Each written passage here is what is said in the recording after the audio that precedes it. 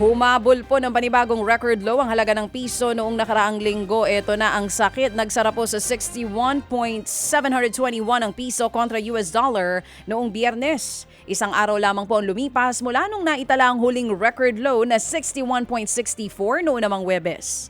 Nauna nang sinabi ng Malacanang na kaya bumababa ang halaga ng piso ay dahil sa patuloy na paglakas ng dolyar.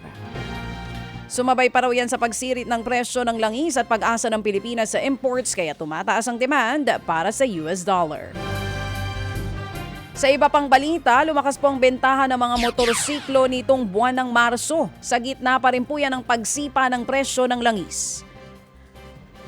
Base po sa datos ng Motorcycle Development Program Participants Association, lagpas 178,000 motorsiklo ang naibenta nito lamang buwan ng Marso.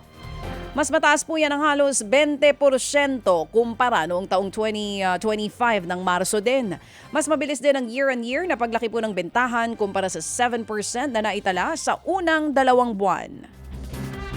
Naghahanap daw kasi ang mga commuter ng mas murang alternatibo sa transportasyon dahil sa mahal na presyo ng produktong petrolyo.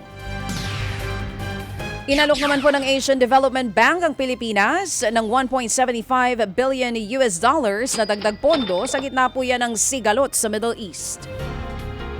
Bukas nga daw po ang ADB na pautangin ng Pilipinas para magamit ng gobyerno ang pondong ito para mas maayos na matugunan ang epekto ng gera sa ating ekonomiya. Ayon kay ADB President Masato Kanda, ang Pilipinas po ang tahanan ng kanilang institusyon at nakikita daw nila ang naging epekto ng krisis sa mga Pilipinong pamilya, manggagawa at negosyo. Bukod pa po ito sa 2 bilyong US dollar na policy-based loans na inihahanda para sa Pilipinas ngayong taon. Mga kapatid, patuloy po kayong tumutok sa 105.9 True FM para sa totoong balita, impormasyon, music and entertainment. Mag-subscribe sa aming YouTube channel at podcast at sundan nyo kami sa Facebook, Instagram, X at TikTok sa True Network PH. Bisitahin din po ang aming official website, truefm.ph.